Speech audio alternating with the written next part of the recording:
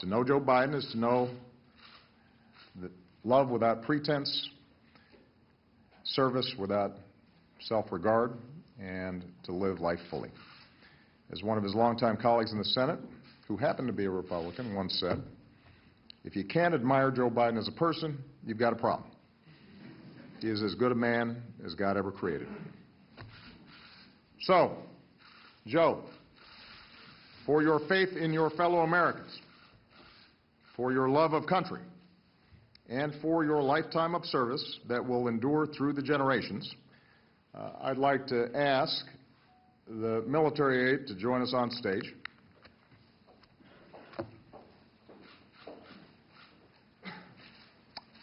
For the final time as President, I am pleased to award our nation's highest civilian honor, the Presidential Medal of Freedom.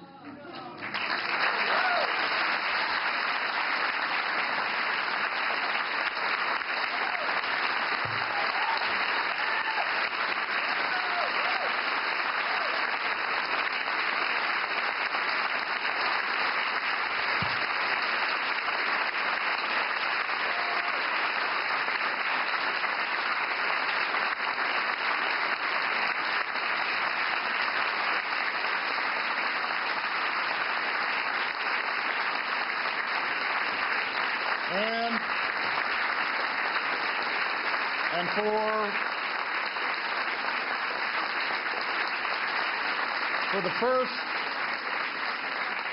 for the first and only time in my presidency, I will bestow this medal with an additional level of veneration, an honor my three most recent successors reserved for only three others, Pope John Paul II, President Ronald Reagan, and General Colin Powell. Ladies and gentlemen, I am proud to award the Presidential Medal of Freedom with distinction to my brother, Joseph Robinette Biden, Jr. Will the aide please read the citation? Vice President Joseph R. Biden, Jr. In a career of public service spanning nearly half a century, Vice President Joseph R. Biden, Jr. has left his mark on almost every part of our nation, fighting for a stronger middle class, a fairer judicial system, and a smarter foreign policy, providing unyielding support for our troops, combating crime and violence against women, leading our quest to cure cancer, and safeguarding the landmark American Recovery and Reinvestment Act from corruption. With his charm, candor, unabashed optimism, and deep and abiding patriotism, Joe Biden has garnered the respect and esteem of colleagues of both parties, and the friendship of people across the nation and around the world, while summoning the strength, faith, and grace to overcome great personal tragedy. This son of Scranton, Claymont, and Wilmington has become one of the most consequential vice presidents in American history, an accolade that nonetheless rests firmly behind his legacy as husband, father, and grandfather. A grateful nation thanks Vice President Joseph R. Biden, Jr. for his lifetime of service on behalf of the United States of America.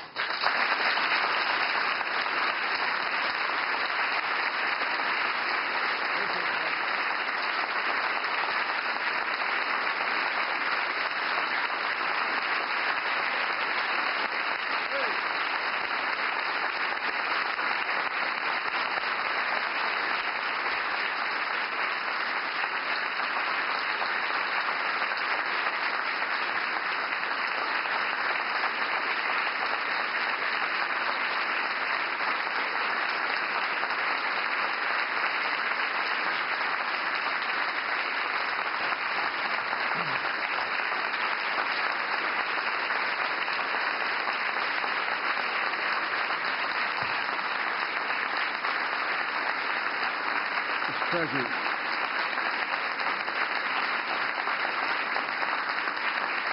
Please, thank you. Thank you.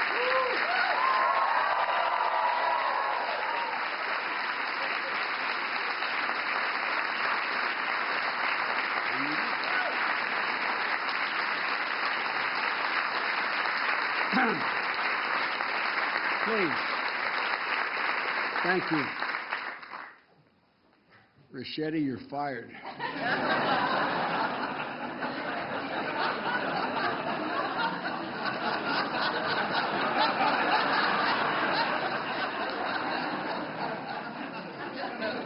For the press, Ricchetti's my chief of staff. I had no inkling. I thought we were coming over, Michelle, for you, Jill, and Brock and I, a couple of senior staff, to toast one another and say what an incredible journey it's been. Mr. President, you got right the part about my leaning on Jill, but I've also leaned on you and a lot of people in this room.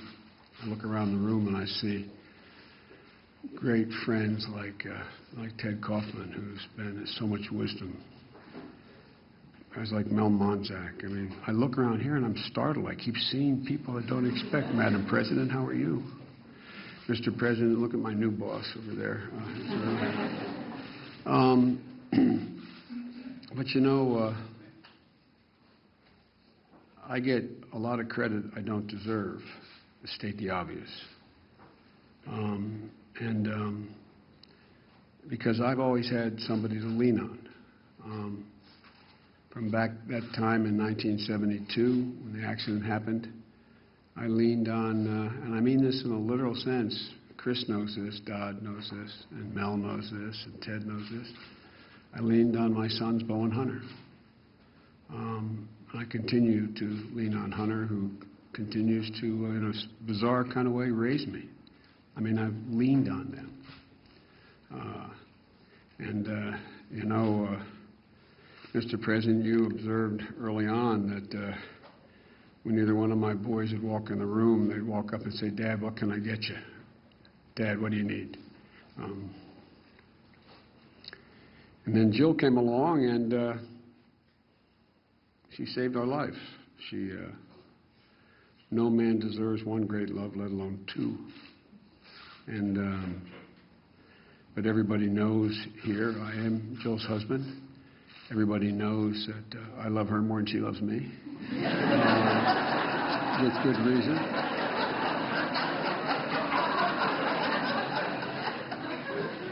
And she gave me the most precious gift, the love of my life, the life of my love, my daughter Ashley. And I've continued to lean on the family. President, you kidded me once. You heard that in the preparation for the two debates, vice presidential debates that I had, only had two, that Bo and Hunt would be the last people in the room, and Bo would say, "Look at me, Dad. Look at me. Remember. Remember home base. Remember." So, and the Secret Service can tell you, Mr. President, that Bo and Hunt and Ashley continue to have to corral me. We're at one of the national parks, and I was climbing up on top of a bridge to jump off the bridge with a bunch of young kids, and I hear my sons yelling, "Dad, get down, now!" And I just started laughing so hard I couldn't stop, and I said, "I was just going to do a flip off, full gainer off here." He said, "Dad, the Secret Service doesn't want you up there, Dad. Look at me, Dad." You know, so we've never figured out who the father is in this family. And Mr. President, you know that with good reason, there is no power in the vice presidency. Matter of fact, I just did for Nancy Pelosi's daughters, you have readings of the Constitution. You probably did one for her. And they had me read the provisions relating to the vice presidency in the Constitution. And there is no inherent power, nor should there be. But Mr. President, you have more than kept your commitment to me by saying that you wanted me to help govern, President's line often, other people don't hear it that often, but when someone say, can you get Joe to do such and such, he says, I don't do his schedule, he doesn't do mine. Every single thing you've asked me to do, Mr. President, you have trusted me to do. And that is that's a remarkable thing. I don't think, according to, I see the president of Georgetown here as well, I don't think according to the presidential and vice presidential scholars that kind of relationship has existed. I mean, for real. It's all you, Mr. President. It's all you. The reason why when you send me around the world, nothing gets, as my mom would say, gets missed between the cup and the lip is because they know when I speak for you. And it's been easy, Mr. President, because we not only have the same political philosophy and ideology, I tell everybody, and I've told them from the beginning, and I'm not saying this to reciprocate, I've never known a president, and few people I've ever met, my whole life I can count on less than one hand, who've had the integrity and the decency and the sense of other people's needs like you do. I know you're upset when I told the story about when Hunt and I were worried that Bo would have to, that he would, as a matter of honor, decide he had to step down as Attorney General while he was fighting his battle because he had aphasia. He was losing his ability to speak. And he didn't want to ever be in a position where, to him, everything was about duty and honor. And I said, and he may resign. I don't know. I just have a feeling he may. And Hunt and I had talked about this. And I said, he doesn't have any other income, but we're all right because Hunt's there and I can sell the house. We're having a private lunch like we do once a week. And this man got up, came over, grabbed me by the shoulders, and looked me in the eye and said, don't you sell that house. You love that house. I said, it's no big deal, Mr. President. He said, I'll give you the money. We'll give you the money. Promise me. Promise me. You won't sell that house. I remember when Ashley, Mr. President, we were in the Oval, and Ashley was in an elevator. And the elevator plummeted to the, she was with a group of people, I forget which building in Philadelphia, and it plummeted to the ground. And immediately the service was worried that, she may have been badly hurt. And I got up to take the call, and you didn't let up until you made sure your service followed through and made sure everything was all right. But Mr. President, we kid about about marrying up. We both did that kind of thing. But the truth of the matter is, I said this to Michelle last night. Michelle is the finest first lady, in my view, that has ever served in the office. There's been other great first ladies, but I really genuinely mean it.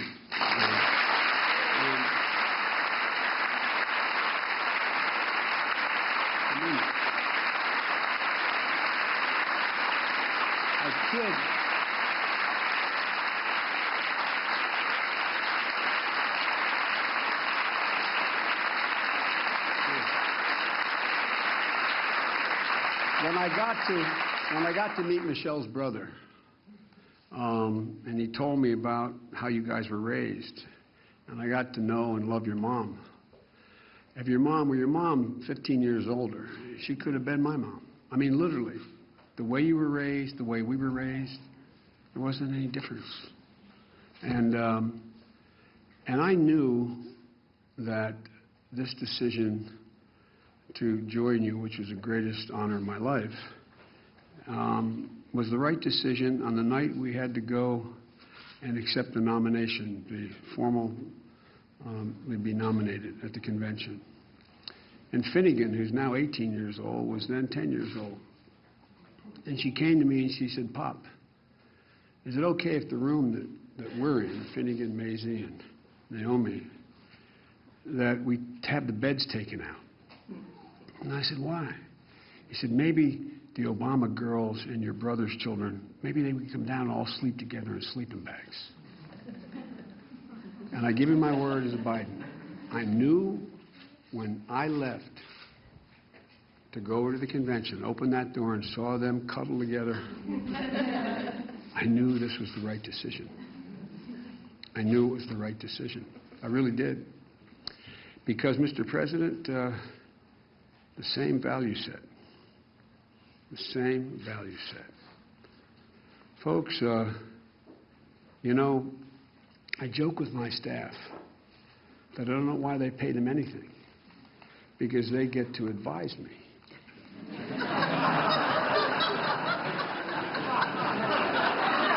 Let me explain what I mean by that. As the president of the University of Delaware, where my heart resides, in my home campus of Delaware, as he can tell you, I get to give you advice. I get to be the last guy in the room and give you advice on the most difficult decisions anyone has to make in the whole world. But I get to walk out, and you make it all by yourself. All by yourself. Harry Truman was right about the buck stopping at the desk. And I've never once doubted on these life and death decisions. I never once doubted that your judgment was flawed. Not once. Not once. We've disagreed and we've argued and we've raised our voices to one another, which we made a deal we'd be completely open like brothers with one another. But Mr. President, I've watched you under intense fire.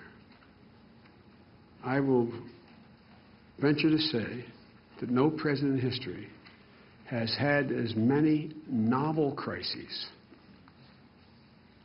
land on his desk in all of history. The Civil War was worse, the World War II was worse, World War I. But, Mr. President, almost every one of the crises you faced was a case of first instance. A case of first instance. And I watched that prodigious mind and that heart as big as your head. I've watched you. I've watched how you've acted. When you see a woman or man under intense pressure, you get a measure, and you know that, Michelle, and your daughters know it as well. This is a remarkable man. And I just hope that the asterisk in history that is attached to my name when they talk about this presidency is that I can say I was part of the journey of a remarkable man who did remarkable things for this country.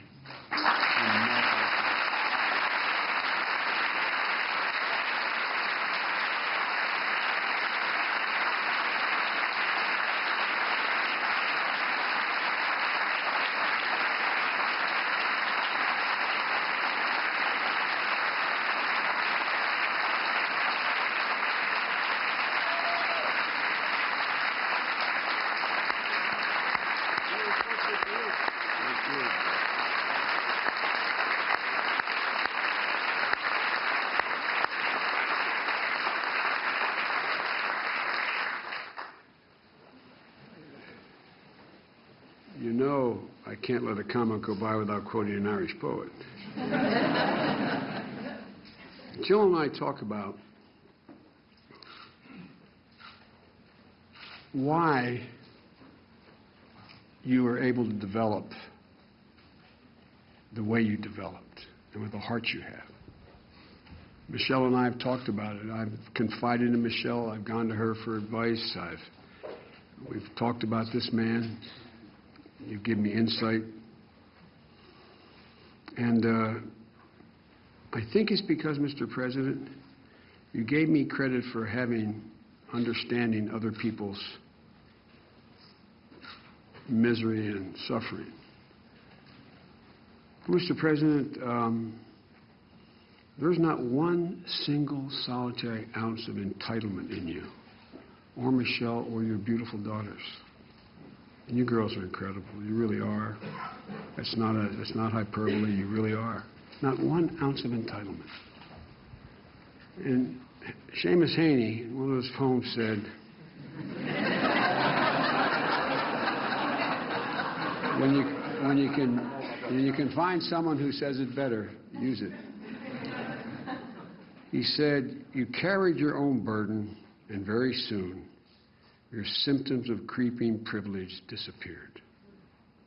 You carried your own burdens, and very soon the creeping symptoms of privilege disappeared. Mr. President, you have sometimes been like a lone wolf, but you carried yourself in a way that's pretty remarkable. The history of the journey, your journey, is something people are going to write about a long time. And I'm not being solicitous when I say this. And you're so fortunate, both of you, to have found each other.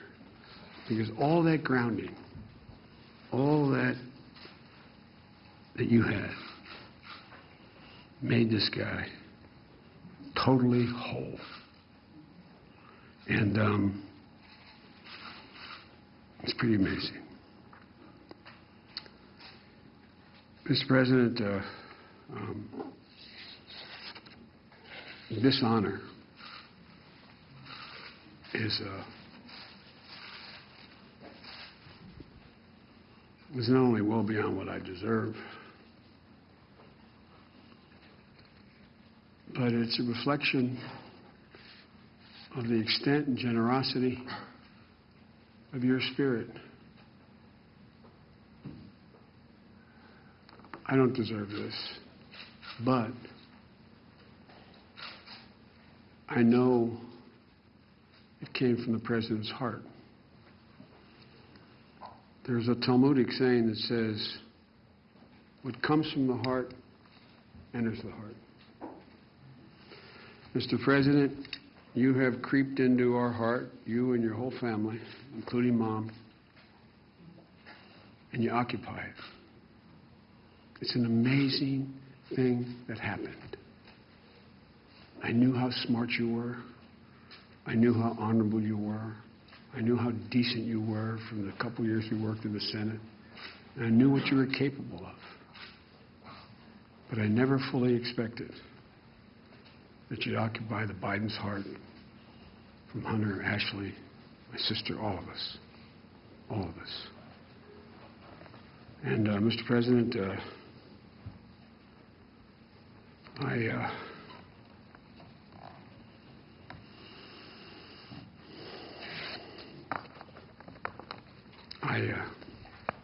I'm indebted to you. I'm indebted to your friendship. I'm indebted to your family. And I'll tell you, I'll end on a humorous note. We're having lunches, and mostly, and it's whichever in either one of our minds. We talk about family an awful lot.